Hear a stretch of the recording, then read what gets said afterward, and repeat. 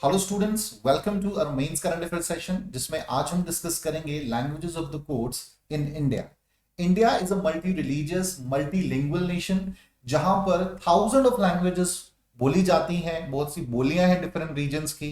और official working की बात करें सो हालांकि हमारे कॉन्स्टिट्यूशन में कहा गया है कि भाई हिंदी का एज एन ऑफिशियल लैंग्वेज प्रयोग किया जाएगा, बट इसके बावजूद डिफरेंट स्टेट्स में जो है अदर वर्निकुलर लैंग्वेजेस का इस्तेमाल किया जाता है। जैसे पंजाब में पंजाबी का प्रयोग ऑफिशियल लैंग्वेज होता है, गुजरात में गुजराती का, मराठी का। ठीक है, इस प्रकार से रीजन्स में ऑफिशियल कामों के लिए भी रीजनल लैंग्वेजेस का इस्तेमाल किया जाता है।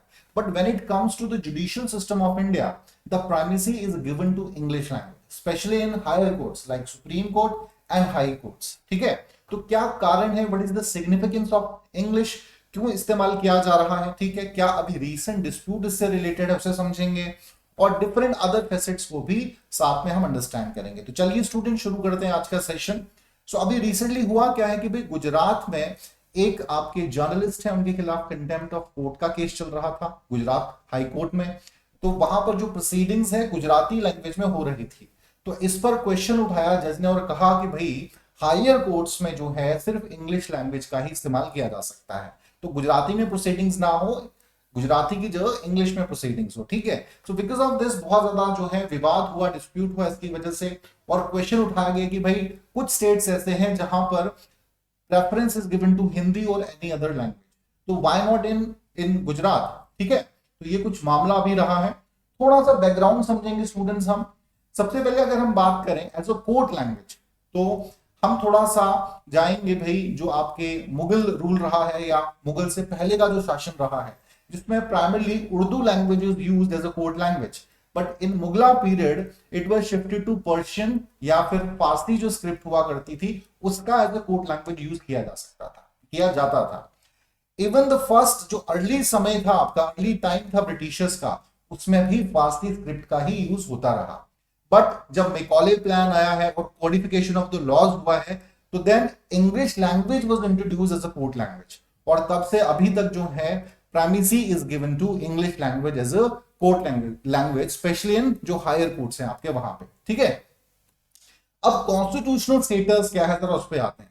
तो जैसा मैंने स्टार्टिंग में कहा कि भाई लैंग्वेज के कंटेक्स्ट में आर्टिकल 343 जो कॉन्स्टिट्यूशन का है उसमें ये प्रोविजन है that Hindi in a Devanagari script used as an official language of India. Now let me be very clear here, कहीं भी हमारे कॉन्स्टिट्यूशन में ये प्रोविजन नहीं है that Hindi is a national language.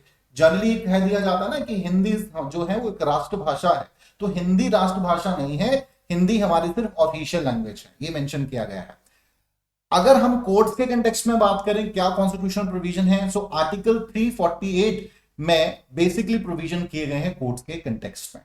तो सबसे पहले बात करेंगे आर्टिकल 348 सेक्शन 1A के तहत यह कहा गया है कि सुप्रीम कोर्ट और हाई कोर्ट्स में इंग्लिश लैंग्वेज का ही इस्तेमाल किया जाएगा। ठीक है, primacy is given to English language, और इसी में जो है ऑफिशियल वर्किंग है सारी कोर्ट्स की अंग्रेजी भाषा में ही की जाएगी। ठीक है, बट साथ ही साथ आर्टिकल 348 सेक्शन 2 में यह कहा गया है कि governor have a power, governor को एम्पावर बेसिकली किया गया है कि with the prior consent of the president, जो गवर्नर है वो चाहे तो ये परमिशन दे सकता है या हिंदी या किसी और ऑफिशियल लैंग्वेज का जो हमारे शेड्यूल में मेंशन है उनका उपयोग ऑफिशियल लैंग्वेज के तौर पे किया जा सकता है, आपके कोर्ट्स की प्रोसीडिंग्स के लिए किया जा सकता है। तो ये गवर्नर को पावर गिवन है आर्टिकल 348 में। ठीक है, सेक्शन 2 में। तो ये बेसिक आपको जरूर कॉन्स्टिट्यूशन प्रोविजन के कंटेक्स्ट में पता होना चाहिए। उदाहरण के तौर पे हम कुछ स्टेट्स का रेफरेंस ले सकते हैं, जैसे नॉर्दर्न इंडिया में आपके यूपी, बिहार है, राजस्थान का रीजन है, एवं मध्य प्रदेश में भी हिंदी भाषा को ऑथराइज किया गया है एज अ कोर्ट लैंग्वेज। ठीक है, तो वहां पर कोई समस्या नहीं है कोर्ट्स में। इसके अलावा इवन तमिलनाडु में भी ये लगातार कोशिशें चल रही हैं, हो सकता है जल्दी ही ऑथराइजेशन मिल जाए कि जो प्रोसीडिंग्स हैं तमिलनाडु हाईकोर्ट की वो तमिल भाषा में। ठीक है, सो ये कुछ अभी इसमें रीसेंट प्रोविजंस हुए हैं। और अगर इसके अलावा एक एक्ट था आपका ऑफिशियल लैंग्वेज एक्ट ऑफ 1963, इसमें दो पॉइंट बहुत इंपॉर्टेंट है। पहला इसमें है जो गवर्नर वाला मेंशन मैंने पॉइंट किया था, ठीक है, आपके आर्टिकल 348 सेक्शन 2 में कहा गया है, वो इसमें भी आपके 1963 में कहा गया था। ठीक है, इसमें कहा गया था कि गवर्नर को इंपावर किया जा रहा है कि with the prior consent of the president governor have a power कि वो किसी भी अगर डिमांड कर रहे हैं या गवर्नर को सही लगता है सो इंग्लिश की बजाय हिंदी भाषा का प्रयोग एज ए ऑफिशियल लैंग्वेज किया जा सकता है। ये आप कह सकते हैं भाई proceedings of the court, high courts. यहां एक चीज मैं क्लियर कर दूं कि ये बात सिर्फ जो हम कर रहे हैं ये हाई कोर्ट के कंटेक्स्ट में ही हम कर रहे हैं, हाई कोर्ट शब्द का प्रयोग किया गया है, ठीक है। So the proceedings of the houses could be conducted in Hindi और any other official language, English के बजाय ये किया जा सकता है। दूसरा, इसमें एक और बात क्लियर है कि भाई ये कहीं भी नहीं कहा गया, सुप्रीम कोर्ट वर्ड का इस्तेमाल कहीं भी नहीं किया गया, कि भाई इसका एक मतलब बड़ा क्लियर हो गया कि जो भी प्रोसीडिंग सुप्रीम कोर्ट की हैं वो ओनली इंग्लिश लैंग्वेज में ही होंगी, वो कभी भी हिंदी या किसी और भाषा में नहीं हो सकती हैं, ठीक है। तो ये यहां पर प्रोविजंस हैं। Now talk about the significance of English language. Bharat जैसे देश में जहां हिंदी भाषा के प्रयोग पर बहुत ज्यादा बल दिया जाता है सरकार की तरफ से भी, या डिफरेंट आपके जो स्टेट्स हैं प्रेफर करते हैं कि भाई हम अपनी रीजनल लैंग्वेज को प्रमोट करें, बावजूद इसके इंग्लिश लैंग्वेज का जुडिशियल सिस्टम एक बहुत योगदान रहा है, उसे नकारा नहीं जा सकता है, ठीक है। अब क्या कारण है उनको समझेंगे, सिग्निफिकेंस समझ आएगी आपको। सबसे पहला है uniformity. Because of English language a uniformity can be seen in the judicial system of India from top to toe, ठीक है। देखिए इन जनरल में बात करूं तो हमारे जो जजेस हैं, हमारे लॉयर्स हैं, जितनी भी आपकी लॉ की स्टडी है ज्यादातर वो आपकी अंग्रेजी भाषा में ही होती है। तो विद स्पेन ऑफ टाइम क्या होता है कि भाई अंडरस्टैंड की जो अंडरस्टैंडिंग कैपेबिलिटी है वो अंग्रेजी भाषा में ज्यादा होती है, आसानी से केसेस को समझा जा सकता है, आसानी से डिलीवर कर पाते हैं जजेस भी और लॉयर्स भी आसानी से समझ पाते हैं। तो एक जुडिशियल सिस्टम में यूनिफॉर्मिटी क्रिएट हुई है because of English language. Even easy access हुआ है इसकी वजह से, जैसा यही पॉइंट मैंने कहा कि सारी शिक्षा आपकी अंग्रेजी भाषा में है, काम अगर फर्दर इंग्लिश लैंग्वेज में हो रहा है।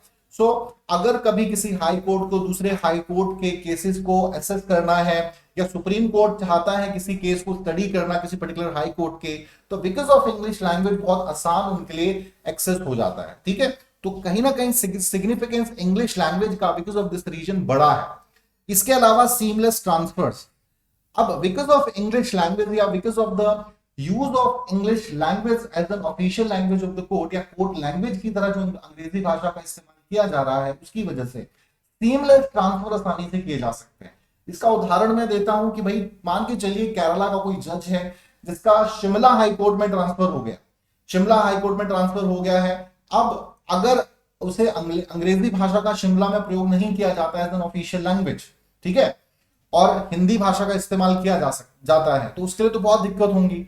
तो because of English language seamless transfer किसी भी जज के आसानी से पूरे भारत में किए जा सकते हैं ताकि कोई दिक्कत नहीं आती, क्योंकि इंग्लिश भाषा का प्रयोग, इंग्लिश लैंग्वेज का इस्तेमाल हर भारत के एवरी नुक एंड कॉर्नर में इस्तेमाल किया जाता है, स्पेशली जुडिशरी में।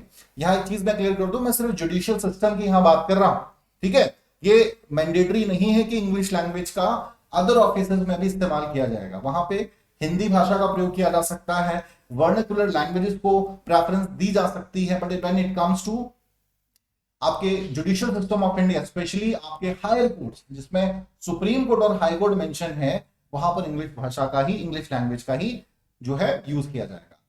और साथ ही साथ because of this reason English जो है एक लिंक लैंग्वेज के तौर पे भी काम कर रही है, ठीक है, लिंक बना रही है, आसानी से जो है एक दूसरे स्टेट्स के केसेस को समझा जा सकता है, सुप्रीम कोर्ट अंडरस्टैंड कर पाता है डिफरेंट कोर्ट्स की प्रोसीडिंग्स को। जैसे मैं एक एग्जांपल देता हूं कि मान के चलिए भी तमिलनाडु डिमांड कर रहा है कि भाई तमिलनाडु का जो हाई कोर्ट है उसकी प्रोसीडिंग्स आने वाले समय में तमिल भाषा में की जाएंगी। अब मान के चलिए तमिल भाषा में प्रोसीडिंग्स होती हैं और ये प्रोसीडिंग्स को समझना है सुप्रीम कोर्ट को, किसी केस को स्टडी करना है तमिलनाडु के, तो उनको तो बहुत दिक्कत आएगी, एक लिंक नहीं बन पाएगा। बट अगर इंग्लिश लैंग्वेज ही रही तो बहुत आसानी रहेगी सुप्रीम कोर्ट को भी या किसी और कोर्ट को भी समझने में, ठीक है। तो because of this all reasons we can say that एक यूनिफॉर्मिटी क्रिएट की है आपकी इंग्लिश लैंग्वेज ने जुडिशियल सिस्टम ऑफ इंडिया में, ठीक है, जिसको पूरी तरह से बदलना शायद सही नहीं होगा।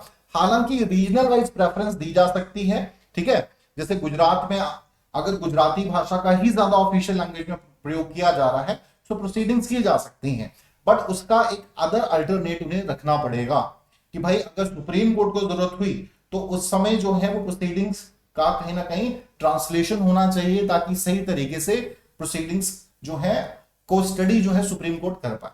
तो ये कुछ प्रोविजन है स्टूडेंट्स जो आपके सिग्निफिकेंस है आपके इंग्लिश लैंग्वेज की, साथ ही साथ हमने कॉन्स्टिट्यूशनल स्टेटस को समझा, और जो अभी रिसेंट विवाद हुआ है उससे आने वाले समय में क्या गुजरात हाई कोर्ट में भी गुजराती भाषा का प्रयोग किया जा पाएगा, ये एक क्वेश्चन है हमारे सामने, ठीक है। सो आई होप स्टूडेंट आपको सभी एस्पेक्ट अच्छे से समझ आए होंगे।